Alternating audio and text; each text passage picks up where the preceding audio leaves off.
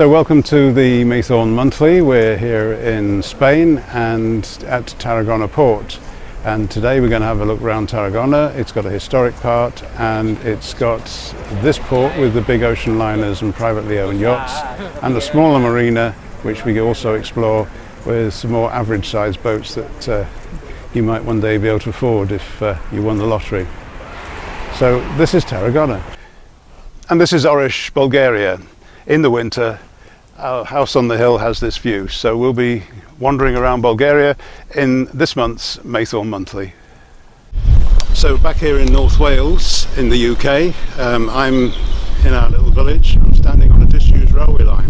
Hasn't been a train through here since the 1960s, and now we've got no buses either because they're running a Sunday service and we don't have any buses on a Sunday, so now we haven't got any all week.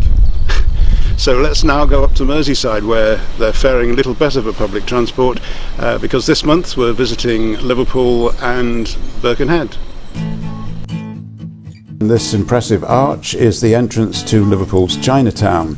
Lots of the buildings are China influenced, and also the street names unusually are also in Chinese.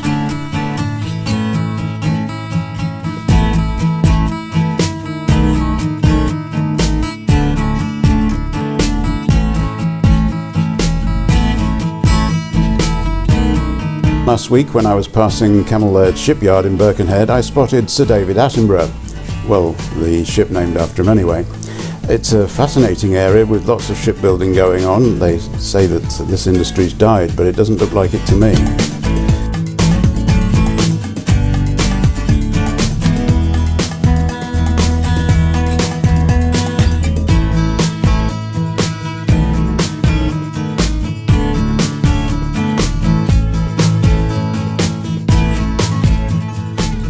And as I trekked through my streets to my next venue in Birkenhead, I saw a couple who had obviously come out at New Year's Eve to watch the fireworks over the river and forgotten to go back in.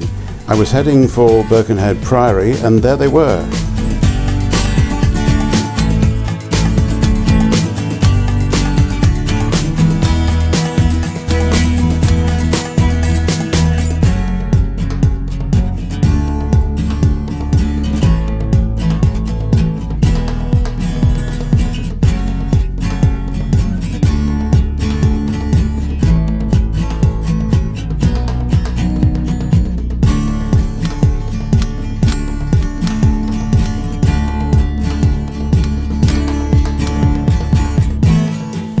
Anyway, Birkenhead Priory, it's this tranquil haven in an industrial area because it's right next door to the Camel shipyard, and just further around there's various industrial buildings, and then you hit the Woodside ferry where the ferry goes across the Mersey. So a tranquil spot to relax. There's a couple of benches here, you can sit here and have a rest.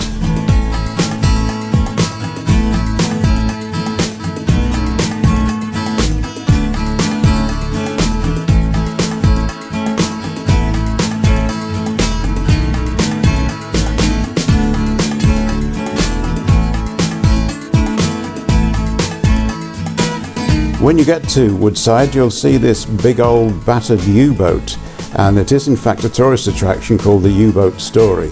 It's not something that ever interested me, but it's certainly quite an obstacle in the skyline of Birkenhead. I'm going to do something new in this month's Maythorn Monthly, and I'm going to tell you why.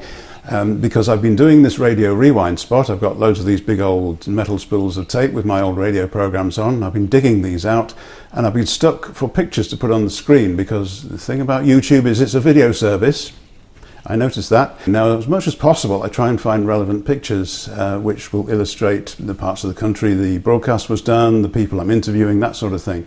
But I'm missing out on all my video archives, like many people who've had a video camera for years. I've been taking video since the 80s, and I'm gradually digging it all out and copying it onto the computer. And I had a video archive spot that I was bringing regularly in the first place, but we tend to run out of time lately to fit that in. Some of these videos might be suitable for filling the hole in the screen that I have to leave when there's a radio program going out. We're going to play them both together, which is a pretty smart thing to do, but then that is my surname. So what should we call it? Well, let's press play on both machines at once, and that's called Play It Smart. The information about the radio program will go along the bottom of the screen. The information about the video that's playing, which at the moment is me, will be on a panel here on the left of the screen, and as much as possible I'll try and stick to that so you always know what's going on, and I hope you don't get too confused with the fact there's two separate programs being broadcast at once. Women will be fine, of course, because they multitask well, apparently.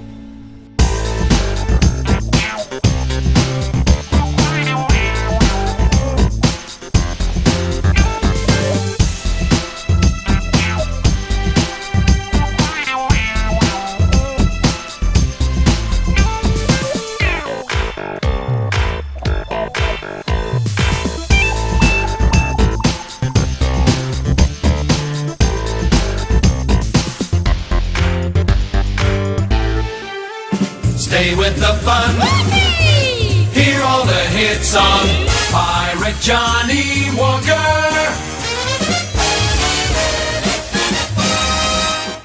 And we're now going back to our featured interview today, that with Johnny Walker at Radio 1. We went into a long conversation about stock car racing and how it got involved with Radio 1 and how Johnny had an accident. And he felt it best, and so did the BBC, that he shouldn't do any more of this. There's a Radio 1 DJ's race at Brands Hatch on September the 9th, so I think I'll take my crash out of Radio 1 retirement for that. don't mind the football teams though, and that. Yeah, that's it's not quite so likely, really. I mean, you could quite easily break your leg playing football, but it's stock car racing is a pretty hairy sport. Yeah. Can we just touch back finally on the pirate situation? You stayed on after the Marine Offences Act. You're well known for it. This fight for freedom thing. Well, how did you feel in those days? At the time, nobody was allowed to offer us any support. The press supposedly weren't allowed to write about us. We never got a mention anywhere, you know, and we used to sort of feel as if we were fighting a lone battle in a way. Anything we could do to sort of bolster the morale and really get the thing, you know, create a sort of strong feeling in our listeners, we used to do. I stayed really because I couldn't comprehend the fact that a government would bother itself with stopping something that only brought entertainment and pleasure to people. And we're supposedly brought up in Britain that, you know, it's a free country and a democratic society. And I really couldn't believe that radio station, you know, they would bother so much to put it off the air. So I stayed with it, hoping that eventually we'd get a license to broadcast on land. You get a positive charge out of Pirate Johnny Walker.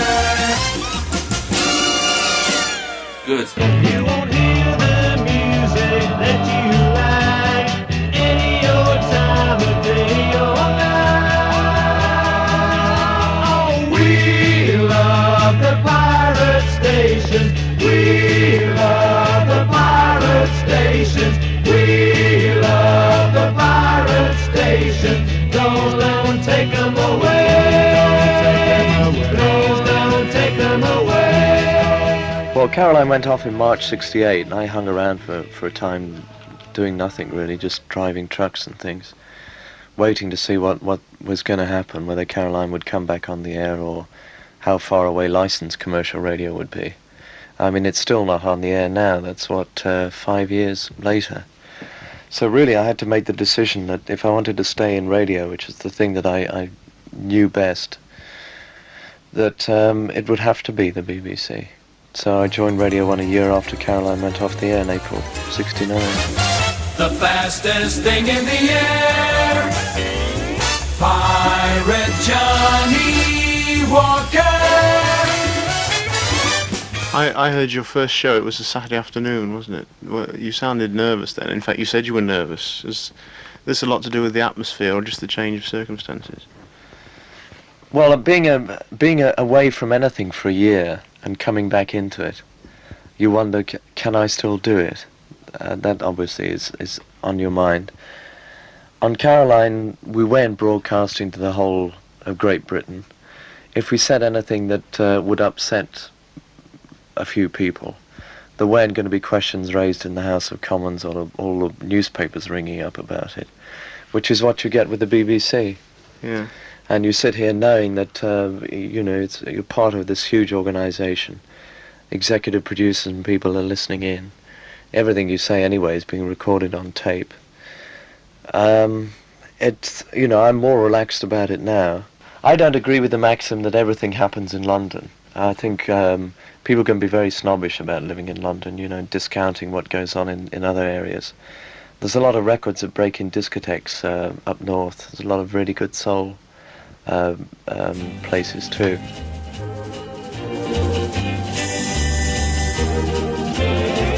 Pirate Johnny Walker. But I think if you have a radio station broadcasting nationally, London really has to be the place. Esta es la estación número 1 en London, England. Es mi favorita. Pirate Johnny Walker. ¡Olé! Pirate Johnny Walker. Have you heard?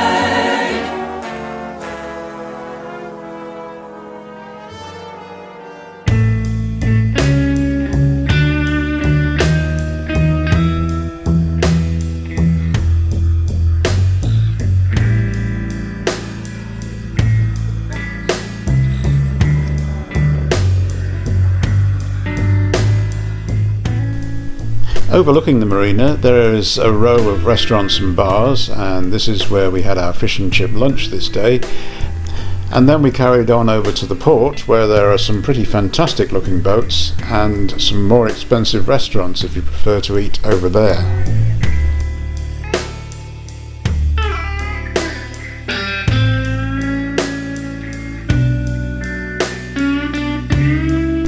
As you can see, this is Port Tarraco, and as we said last month, it's the Roman name for Tarragona. It was originally called Tarraco in Roman times.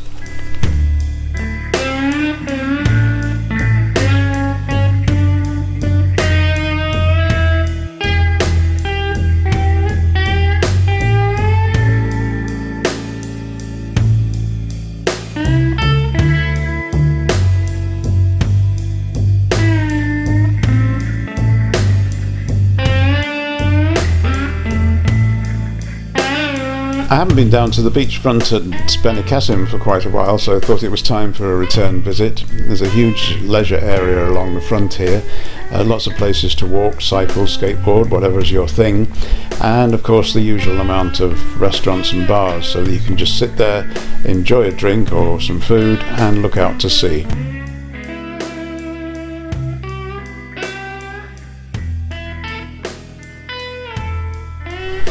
Now here's something that's new to me. It appears the Spanish have cottoned on to our like of the coffee and cake thing, and we were in the cafe in the main square in Benicassim, and we were served a little cake with our coffee. Just like that. And we've now found certain places in Marina Door that do it too.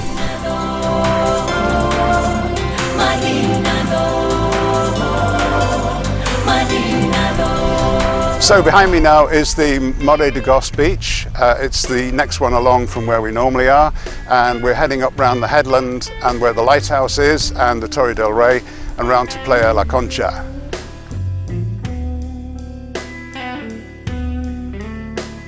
I've mentioned before that two of my favourite things are coffee and cats, and this is an area by the Torre del Rey where a lot of cats live wild.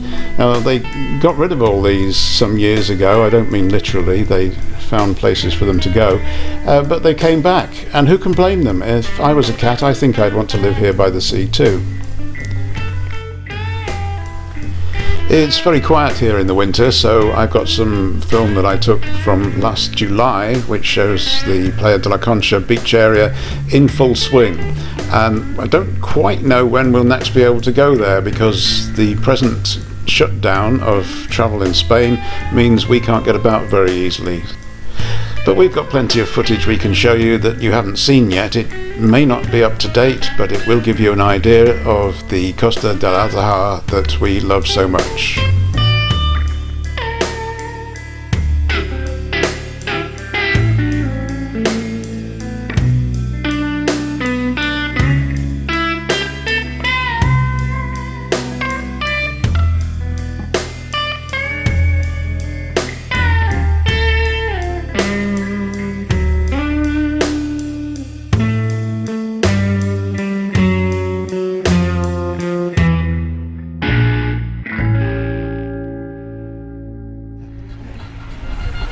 Who'd have believed it? In Britain it's horrible, it's raining, it's windy, things are getting wrecked. And here in Bulgaria on the beach at Varna, it's 11 o'clock in the morning here, which means back at home it's 9 a.m. and I'm drinking beer. Now that isn't me at all. I criticise people who drink beer before midday, but sometimes you just have to. So anyway, we're going to have a look around Varna today, and I've already been and looked around some of the beach areas, and there's all sorts of relics of the war, I would say. No doubt I'll find out more about that. Varna also has a dolphinarium, it has an aquarium, it has a zoo, and it has a fantastic city centre. So we've got lots to see here, and I'm sure that over the next few months we'll show you different aspects of Varna on the Black Sea coast.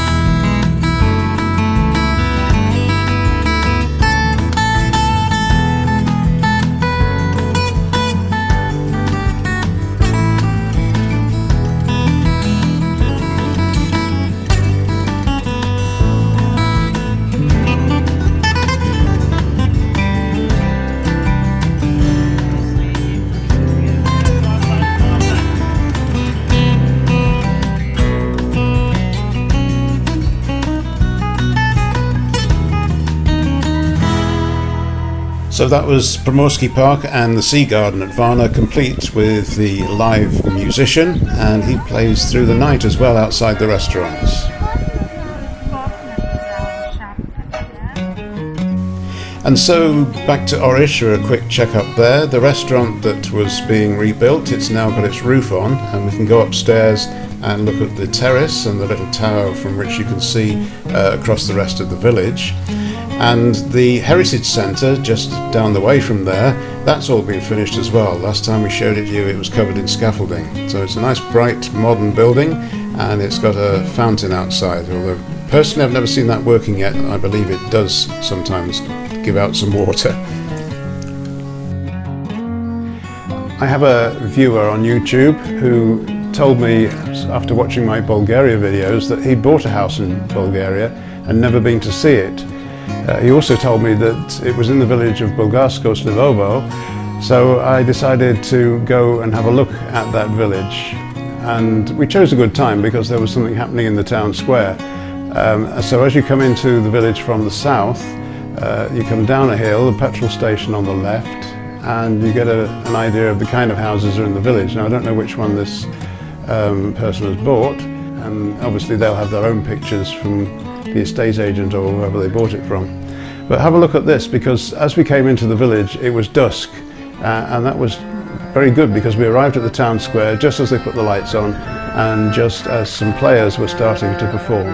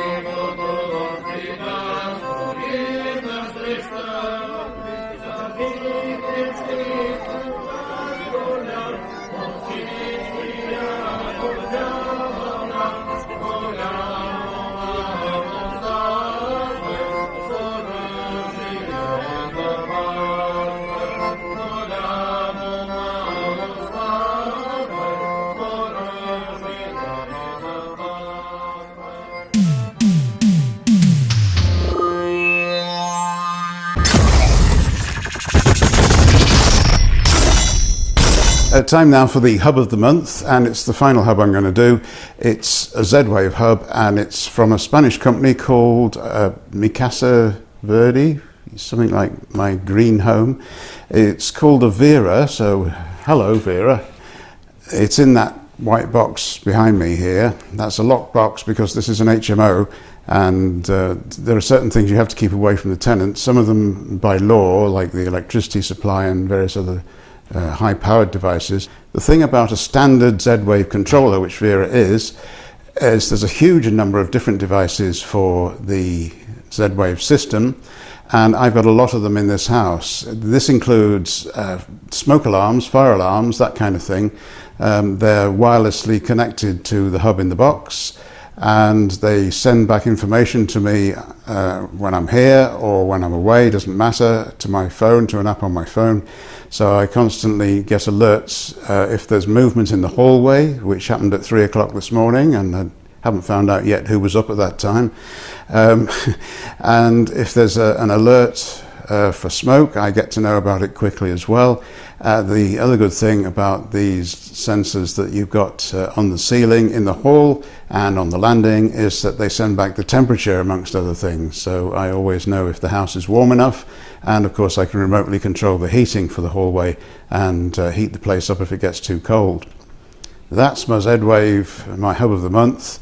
The only other thing I have for you this month is a further look at a glass coffee table that's noisy, the little camera, the Osmo Pocket. One of the advantages it has over the original Osmo is that it's got a flat bottom. Okay, that leads to so many jokes, but anyway, we won't do that. We won't go there, which means it will stand there. So I'm a one-man band video presenter. And I'm moving about in this chair. This is, by the way, I'm really reclined because this is one of IKEA's. We have this in all our properties. It's a great chair and it's very comfortable. Probably not ideal for me to talk to the camera because I might go to sleep.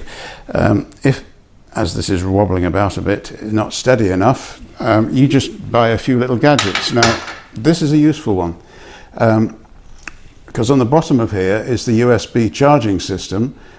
So you would need to put a charging lead in there, or if you're going to run it from power, then you'll put a power lead in there. This is a little extension base, and what this does is it gives you a more durable, wider surface area so that it's more stable, and already it's not wobbling as much. It also has on the side an extension for the USB socket, so you can actually connect it to the power while it's standing, because the power goes in the side, whereas before it went in the bottom. And in the bottom, there's a screw thread, which obviously you can connect to a tripod or other kind of stand or attachment. So for a few pounds, that is worth every penny. Great thing. If you've got a little kit bag, which I have, shoulder bag, take round all these little bits with you. I'm not going to put them down on the glass table again because it's noisy. I'll put them on my lap. So here we are, little Osmo Pocket and a whole load of kit. Oh yeah, and that I've shown you before. That's for a mobile phone. It allows you, it doesn't take up any space, but open it up and you put your mobile phone in there and you can do a video call to Australia. We do that. So that's your tech spot for this month. Tatty bye. It's not a brilliant idea filming in the rain, but for the last few months we've had nothing but rain and wind. Coming out in the rain is a lot better than coming out in the wind, because I could end up over there and the camera could end up over there. One of the things we managed to get done several months ago had 2 tons of gravel delivered, and I've barrowed 1 ton of it out the back garden here, and this is going to be a project as soon as the weather picks up. There used to be a rockery over there, and I've removed all the rocks. I've now got to get rid of all the soil and the weeds that have appeared, and I'm going to gravel this over and flatten it. The pond has seen a lot better days. I've grabbed a whole load of weed out of it. It soon gets overgrown. There's actually stuff right at the bottom of the pond, which is quite deep, because when we used to keep koi carp, I was informed that they need to be able to go deep in the winter to survive because it's warmer down there. And there's a bed of a water lily right at the bottom as well that needs to be pulled out, because if I don't take it out, it's just going to be a mess every year. friend Bob from Derby, who last visited us at Christmas, there he is, he came and cleared some of the debris out of the pond, although it gets a bit heavy going once you get to the deep bit. The main reason he came was actually to build a little low retaining wall with some breeze blocks we had lying around, so we could start on the end of the garden where we're going to put the gravel down. I think I've mentioned a couple of times before that there's a cemetery behind my house on the hill. You've never actually seen it yet, so I thought I'd start out by saying there's the cemetery. Those are the neighbours. Now I'm going to come down to the house, which is just over there, and at this time of year all the brushes died off, so I can get quite near the house. I don't know if you want to follow me up here a bit. This is Ruth working the camera, and she's not actually had to walk with it before, so hopefully she won't end up on her face. And I'm going to go down here to where the flat roof is, which you've seen a few times. So this is the route that I thought we could possibly bring a roadway down. It is fairly steep, and if we were only going to the flat roof level itself, it's not that steep, but we are going to have to go further down because this is a single-story building, and I'm now standing on the flat roof of this building talking to you through the trees. Luckily they're obviously not evergreen, and this would be one of the trees that has to come down. So I was talking about bringing a road in here. I have no idea if that's practical, but that's something that is on my mind as a possibility. So this is the house on the hill, which I've said is going to be too difficult. There's an area over there which I thought we could come in through, but it could be too steep a road. So it may be that we clear this site manually over the next few years. The thing is, I still need a place to live. So a house that I've already shown you that was up for sale, I have put a deposit on it because I think I need somewhere here a lot quicker than I can get anything done up here. So the plan is now work on a new house later this year and try and get that finished before the end of the year, and then once we've got a place to stay in Orish, come and look at this and see if we can manually start clearing rubble off here, even if we just create a great big place for parties and barbecues. We could invite all the neighbours. Oh no, they're dead. We've been following the progress of a house in Bulgaria that I advertised last summer.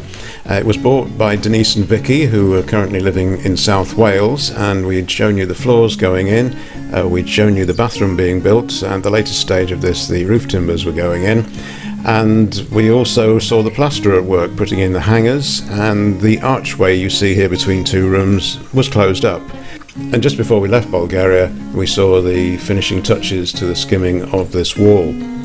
Also, Vicky had turned up from the UK, and she'd always planned to come in March. She brought all the furniture with her, and then the place was closed down. Nobody can travel, and her other half is now left behind for a while.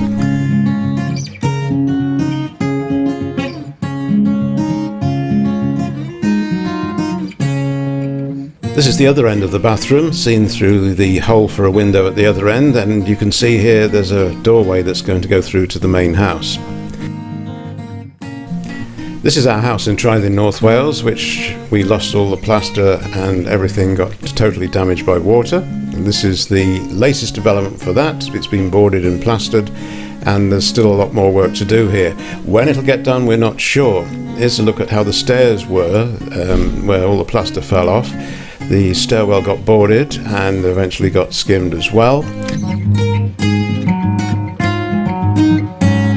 And the landing ceiling, which was just rather open because we had to have a new flat roof put on and remove all the timbers and all the original plaster. The wires that were still hanging there have now been trapped between some plasterboard, and hopefully the electrician will be able to deal with those when he comes along. I'm still the person who likes to be outside, so I still make it my job to carry on clearing up the dreadful mess left by the previous tenants and taking away various bits of it in the car.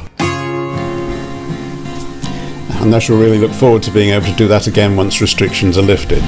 Finally, this is Westminster Bridge. It's a look back to the Maythorn Monthly of 2 years ago in April 2018, and this is Peterborough, an underpass that's got some really magical graffiti.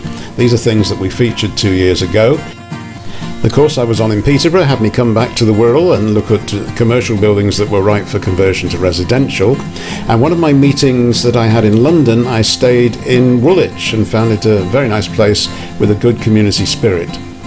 Next month's Maythorn Monthly is a bit of a mystery because I don't know what we'll be able to do with all this social distancing and isolation, but do join us again in May and find out for yourselves.